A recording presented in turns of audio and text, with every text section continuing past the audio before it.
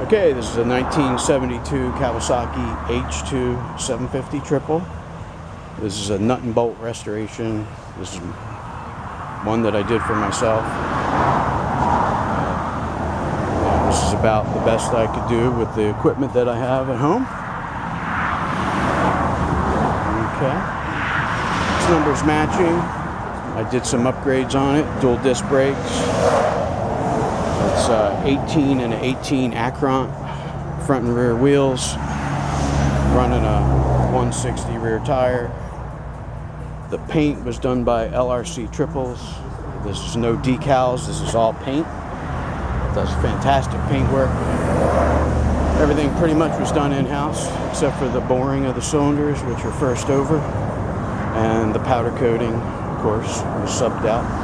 Everything else was done in-house.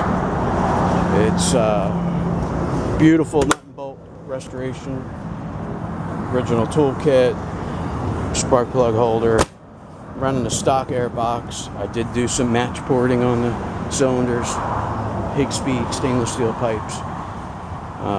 The bike runs and rides fantastic, and it's a pretty awesome machine. I'm gonna fire her up. It's got the correct gauges on it, all that. It's ready